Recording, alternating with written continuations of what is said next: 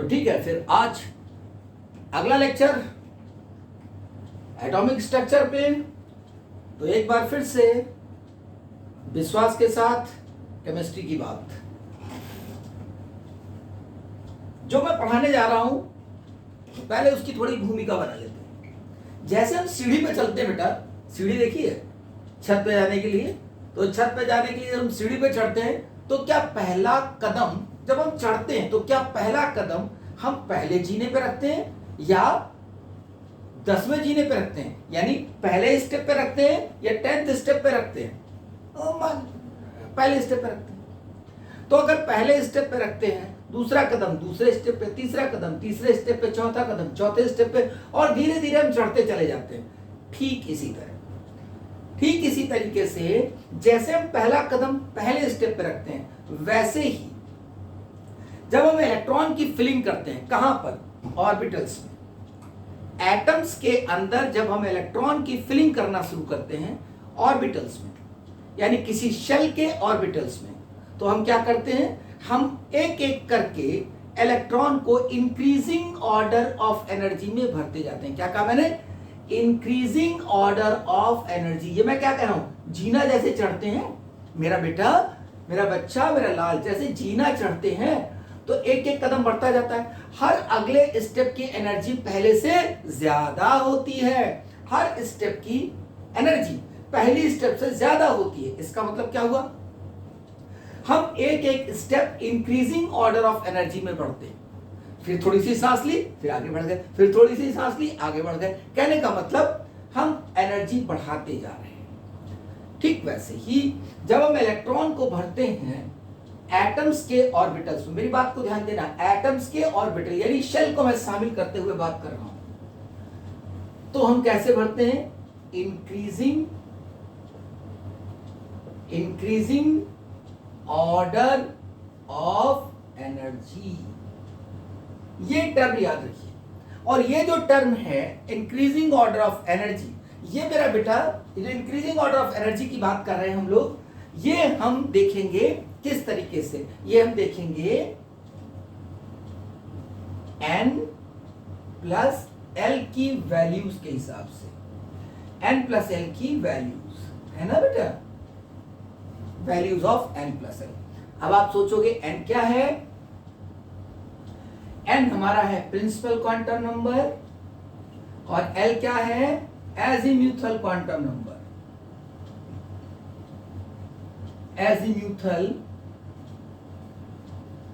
Quantum number, n principal quantum number, l azimuthal quantum number. ये खास बात है। अच्छा, ये सब कहा किसने? Increasing order of energy. किसके हिसाब से? n प्लस एल के हिसाब से। जहां पे n क्या बेटा? प्रिंसिपल क्वांटम नंबर, l क्या? Azimuthal quantum number. और इसे किसने दिया? एक साइंटिस्ट ने दिया, जो नाम रखा गया इस प्रिंसिपल का आफबाउ प्रिंसिपल।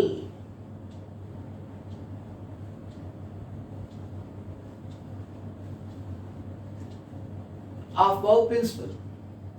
आफबाउ का मतलब क्या होता है? आफबाउ का मतलब होता है टू बिल्ड अप।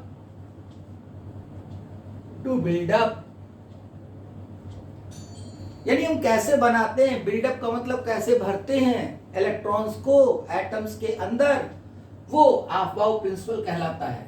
तो आफबाउ प्रिंसिपल क्या है? इंक्रीजिंग ऑर्डर ऑफ एनर्जी में इलेक्ट्रॉन्स का फिल करना। ठीक है, अब थोड़ा सा इसके बारे में हम और आगे बढ़ते हैं।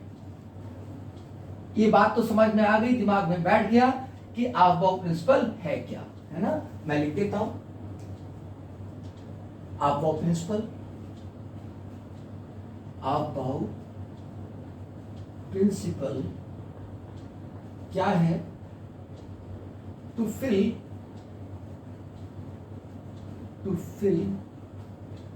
the electrons in orbitals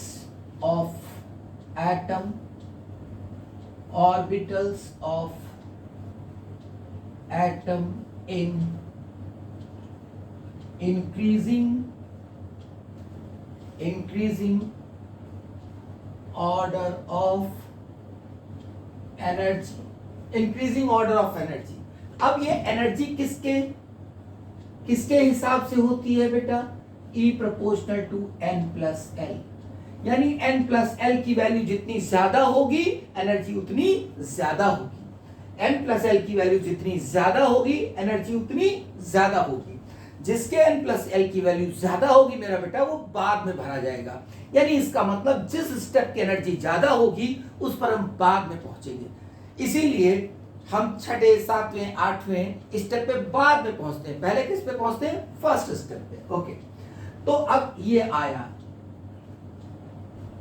अब अगर मान लीजिए कि n प्लस एल की वैल्यू सेम हो तो क्या होगा? For same value of n plus L E proportional to n। ध्यान रखिएगा ये दोनों चीजें बहुत इंपॉर्टेंट है। n प्लस एल बेटा E proportional to n plus L for the same value of n plus L E proportional to n। अच्छा, अब इसका यूज करते हैं। देखिए जब हम इलेक्ट्रॉन्स को फिल करना शुरू करते हैं तो हम कैसे लिखते हैं? 1s 2s 3s, ठीक है, 2p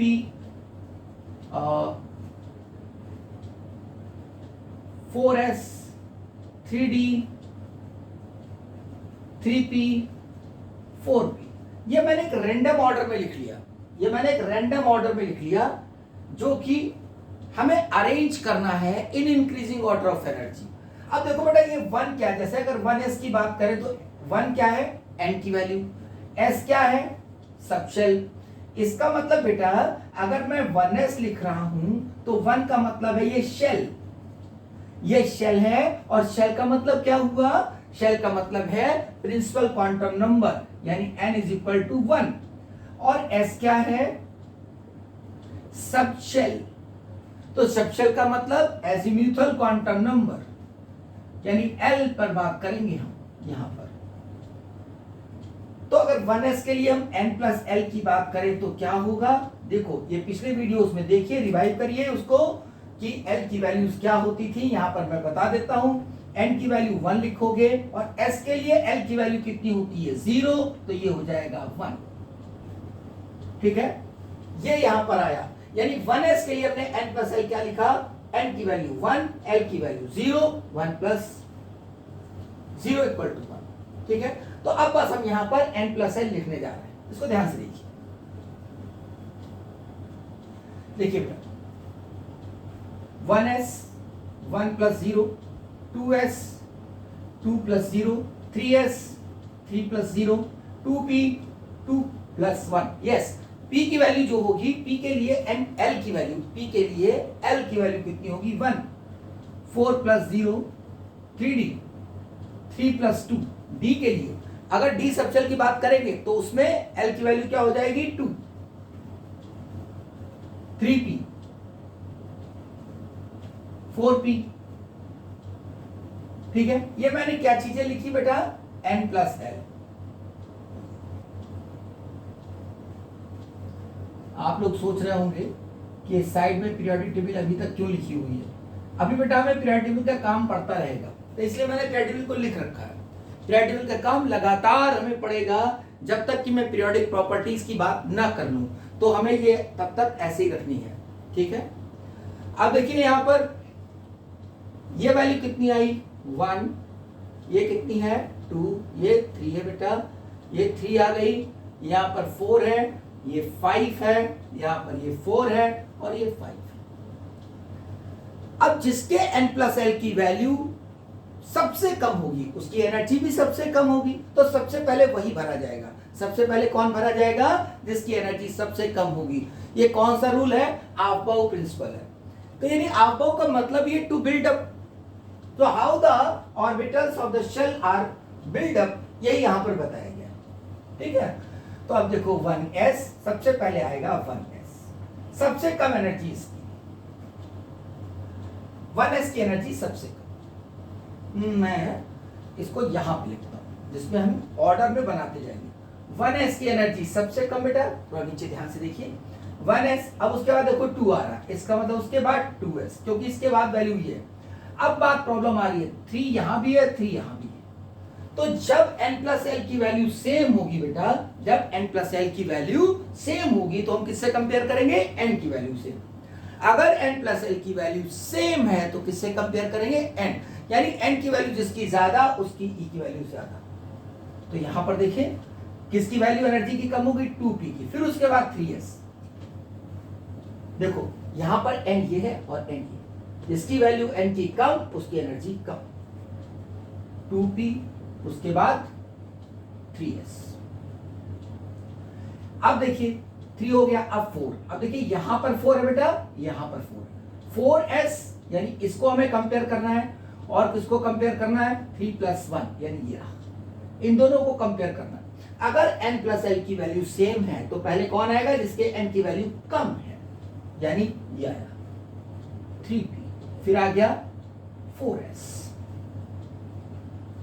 ये आ गया 4s। अब बेटा 5, तो देखो 3d और 4p। अब 3d 4p अब तो आपको समझ में आ रहा होगा, यस आप बिल्कुल सही कह रहे हैं, पहले 3d आएगा फिर 4p आएगा,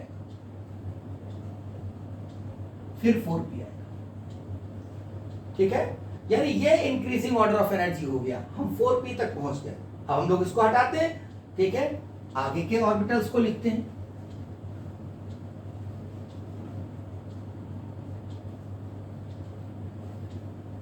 देखिए ध्यान देने की बात यही है कि जो अबव प्रिंसिपल है उसमें सिर्फ ये बताया गया है कि how the electrons are filled in the orbitals along with the shells, है ना, how to build a electronic configuration, यही है अबव प्रिंसिपल।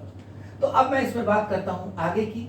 मैं लिख लेता हूं 4p, मैं लिख लेता हूं 5p, मैं लिख लेता हूं 6s, मैं लिख लेता हूं 4f,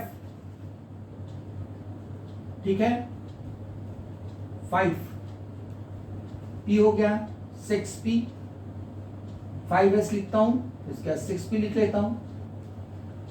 चलिए पहले इतने को कंपेयर करते हैं, इनको हम लोग एक सीक्वेंस देने की कोशिश करते हैं। एक और लिख लिया जाए 5d। अब देखिए 4p, मैं n प्लस एल की वैल्यूज लिख रहा हूं, ये n प्लस एल की वैल्यूज। तो देखो 4 प्लस 1, n की वैल्यू 4, p के लिए l की वैल्यू 1, यहां पर 5 प्लस 1, यहां पर 6 प्लस 0 बेटा, यहां पर 4 प्लस, अब देखिए s के लिए l की वैल्यू 0 होती है, p के लिए 1 होती है, d के लिए 2 होती है और f के लिए 3 होती है, तो ये f की 3, 5 प्लस 0, 6 प्लस 1, 5 प्लस 2।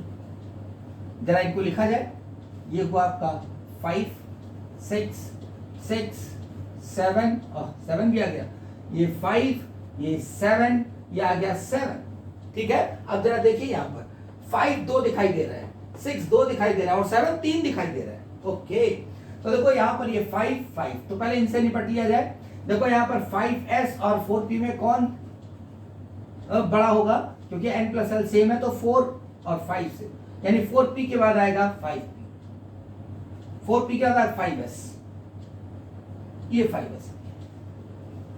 अब 5s आ गया। अब 6 का देखा जाए बेटा, 6 ये रहा, यानी 5p पहले आएगा फिर 6s आएगा, 5p देन 6s। अब यहां पर अब आपको समझ में आ रहा होगा, अब तेजी से कर लेते हैं। देखो ये 7, ये भी 7, ये भी 7, ठीक है। अब 7 के लिए पहले क्या आएगा, 4f आएगा, फिर 5d आएगा, फिर 6p आएगा। तो मैं इसको यहां पे लिख लूं, ज्यादा अच्छा रहेगा, 6s, फिर 4f के बाद आएगा 5d, 5d के बाद आएगा 6p, ये हो। अब आगे देखते हैं।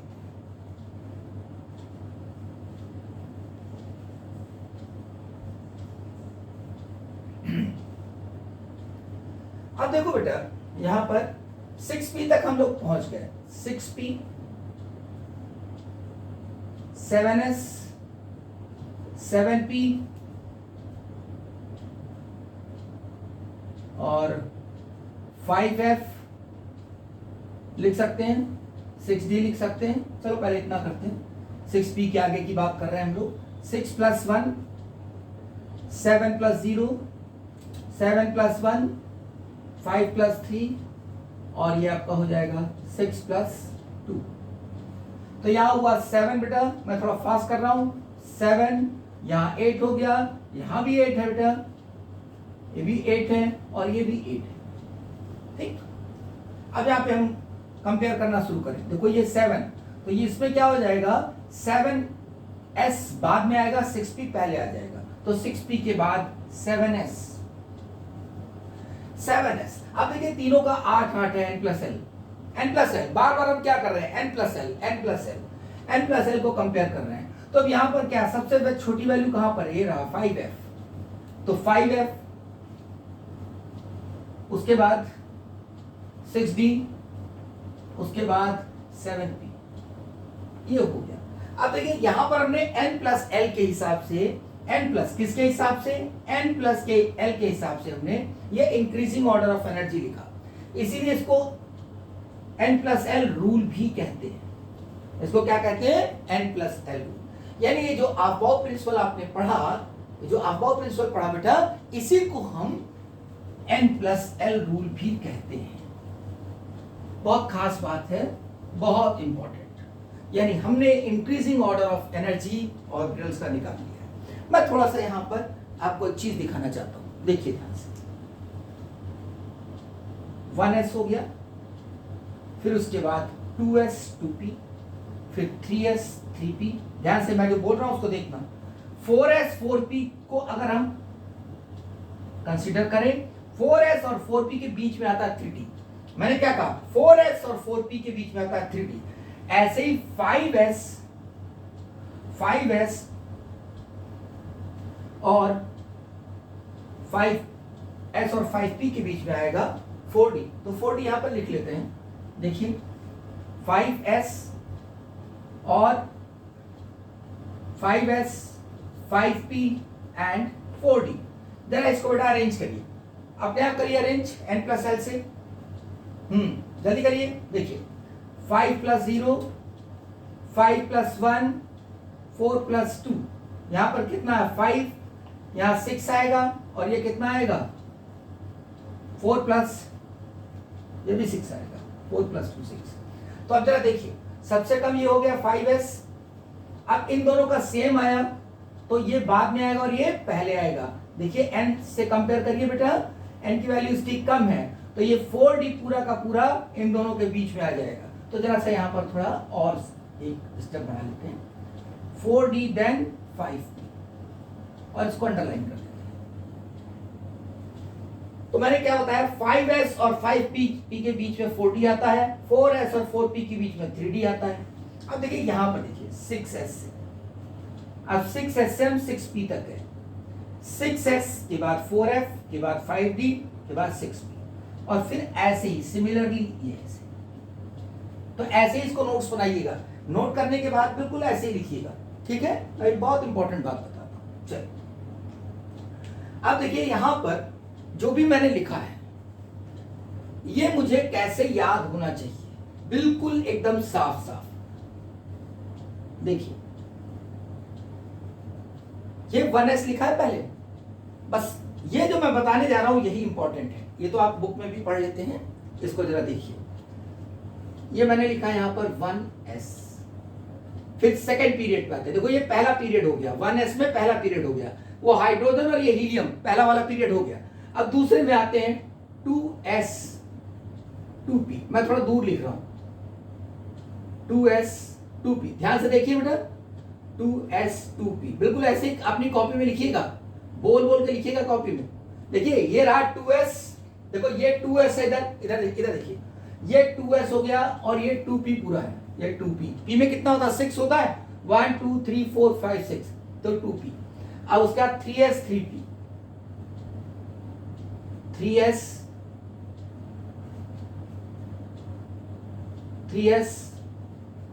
3P। इसके बाद आता है बेटा 4S 4P। अब जरा देखिए ये 4s है, 19 20 19 एंड 20 4s, और उसके बाद यहां से 31 32 34 35 36 36, ये जो पूरा का पूरा है ये क्या है 4p, तो बीच में क्या है 3d, ऐसे 3d। अब देखिए यहां थोड़ा इधर देखिए, 4s और 4p के बीच में आता है 3d, 4s और 4 के बीच में आता है 3d, 4s 4p के बीच में आता है 3d, ऐसे ये रहा 5s 4d 5p, फिर उसके बाद 6s, अब देखिए आ रहा है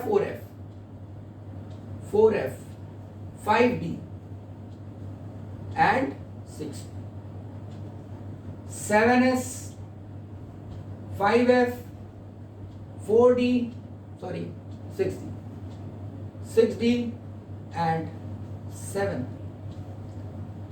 अब जरा देखिए इसका फायदा क्या है, देखिएगा ध्यान से, ये आ रहा है 4s और 4p के बीच में आ रहा है 3d, मैं यहां लिख रहा हूं, इसको देखिए ध्यान से, यहां पर देखिए ये मैं लिख रहा हूं 3d, बड़ा लिख दूं थोड़ा 3d, ये यहां से यहां तक 3d, यानी 4s और 4p के बीच में 3d, और ये आएगा आपका बेटा 4d, यानी 5s और 5p के बीच में 4d, और देखिए ये 6s है, इसको ध्यान से देखिए, इधर देखिए 6s है ये, और ये रहा 4f, ये पूरा 4f है, ये 4f, ये 4f, और ये आएगा आपका 5d, और ये 6p, फिर ये 7s, फिर ये 7s के बाद 5d, बड़ा बड़ा मैं लिख रहा हूं, ये 5d बेटा, 5f सॉरी बेटा 5f, आई एम सॉरी 5, तो ये आया 6s 5f, फिर उसके बाद 6d, ये आ जाएगा 6d, ये 6d, देखो 3d 4d 5d और उसके बाद 6d, बात समझ में आ रही है, 3d 4d 5d 6d, ये है 4f, ये है 5f, ठीक है, ये लिख दिया। अब ध्यान देने की बात ये है, ये जो तुम्हारा 4f आ रहा है, ये मैंने बताया था, ये देखो 57 है, ये 57 और 72 के बीच में है, यानी यहां पर ये La होता है लैंथेनम, और इसीलिए इन सबको क्या कहते हैं लैंथेनाइड्स, ये इसके बाद आते हैं, ये इसके बाद आते हैं लैंथेनाइड्स, और ये क्या है एक्टिनाइड्स, यानी ये AC है बेटा AC, एक्टिनाइड्स, तो ये क्या कहलाएंगे, ये एक्टिनाइड्स कहलाएंगे, ये एक्टिनाइड्स, ये एक्टिनाइड्स है पूरे, ये लैंथेनाइड्स, ये एक्टिनाइड्स, ठीक है, ये बात ध्यान दीजिएगा, ये D1 और D2 के बीच में है, ये 4f D1 और D2 के बीच में है, 4 और ये 5f, ये तुम्हारा D1 D2 के बीच में, ठीक है। अब मैं आपको याद करा रहा हूं इलेक्ट्रॉनिक कॉन्फ़िगरेशन कैसे लिखते हैं, देखिए देखो ये तुम्हारा दिखाई दे रहा है 1s, ये 1s1 है, उधर देखिए, उधर इधर नहीं देखिए, ये हाइड्रोजन है और इसके बाद जस्ट क्या है हीलियम है बेटा, हीलियम, देखो हीलियम यहां पे रखा गया है, हीलियम यहां का एलिमेंट नहीं है, helium is the element of s block, helium कहां का एलिमेंट है s ब्लॉक का, यानी यहां रखा जाता है, यहां पर हीलियम ये, लेकिन यहां रखा क्यों गया, क्योंकि ये इनर्ट गैस के जैसा है, इसलिए इसको रख दिया गया है यहां पर, otherwise helium is the element of s block, ठीक।